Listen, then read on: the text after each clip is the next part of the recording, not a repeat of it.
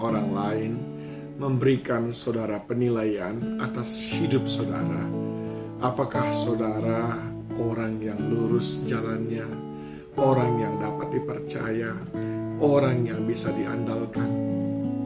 Atau bukankah kebanyakan orang justru tidak mengingini kalau ada orang lain menilai kehidupannya, walaupun sering sekali penilaian orang itu benar adanya?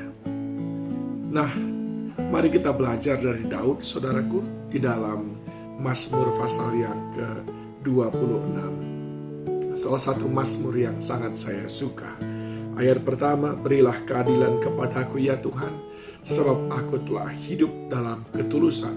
Kepada Tuhan aku percaya dengan tidak ragu-ragu. Ujilah aku ya Tuhan, dan cobalah aku, selidikilah batinku dan hatiku.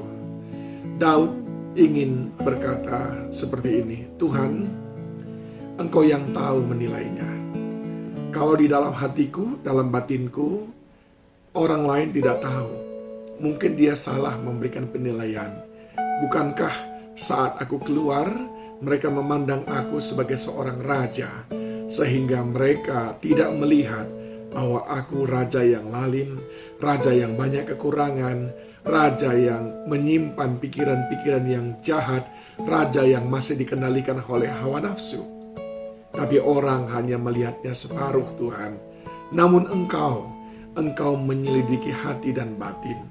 Oleh sebab itu ya Tuhan, selidiki aku, perhatikan aku, cari celah-celah dalam hidupku Tuhan, sehingga aku bebas dari tuduhan-tuduhan yang membuatku tertuduh, yang membuatku terintimidasi, yang membuatku terus-menerus merasa tidak nyaman dalam hidup ini. Itulah yang diminta oleh Daud di dalam ayat 1 dan ayat yang kedua ini, saudaraku yang dikasihi Tuhan. Bahkan dia berkata, ujilah dan cobalah aku Tuhan. Apakah aku tidak mengasihimu? Apakah aku tidak setia? Apakah aku akan tetap dalam jalan-jalanmu atau menyimpang dari apa yang kau tetapkan? Ayo Tuhan, aku mau supaya Engkau yang memverifikasi aku. Di dalam bahasa Inggris, ayat yang pertama yang berkata, berilah keadilan kepadaku ya Tuhan, sebab aku telah hidup dalam ketulisan. Kepada Tuhan aku percaya dengan tidak ragu-ragu. Dituliskan seperti ini, vindicate me, O Lord, for I have led a blameless life. I have trusted in the Lord without wavering. Dia berkata, bebaskan aku dari tuduhan ya Tuhan yang mengintimidasi aku. Karena aku sebetulnya sudah dengan sekuat tenagaku ingin hidup di jalan-jalan-Mu. Nah saudaraku yang dikasihi Tuhan, sebuah sikap hati yang sangat mulia. Ini juga adalah refleksi daripada kerendahan hati ketika kita mengizinkan Tuhan menyelidiki hati kita, sehingga kita siap mengatakan, nggak ada yang tersembunyi Tuhan.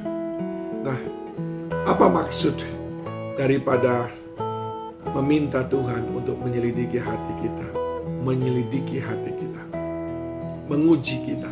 Yang pertama, kita dengan inisiatif sendiri memastikan apakah masih ada dosa yang belum kita akui. Dengan penuh kesadaran kita ingin bereskan itu semuanya. Itu sebabnya kita datang kepada Tuhan dan berkata, selidiki aku Tuhan, ujilah aku Tuhan, beri aku keadilan, beri penilaian kepadaku.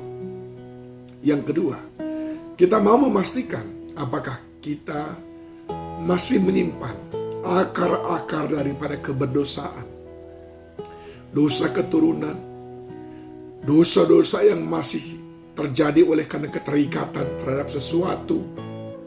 Ini semuanya perlu dibereskan. Dan sering sekali kita tidak menyadari bahwa itu masih ada pada kita. Dan Daud mau berkata, ayo Tuhan, nilai aku, beri aku keadilan, selidiki hatiku, batinku, dan pikiranku. Mungkin di sana masih ada akar-akar dosa.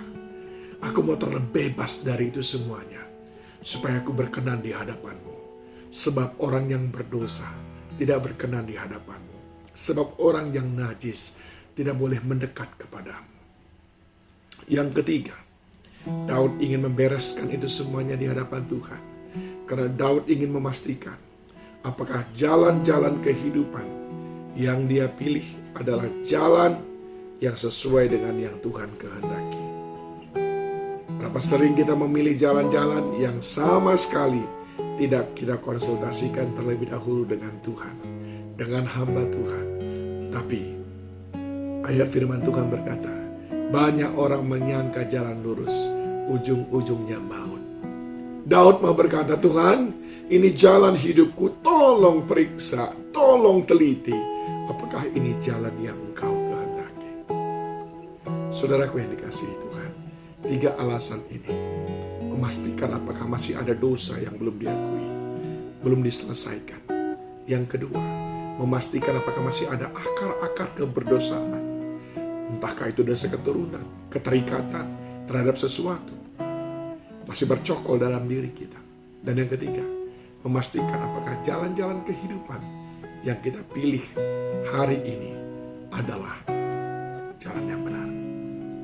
Mazmur 139 ayat 23 dan 24 berkata, selidikilah aku ya Allah dan kenallah hatiku.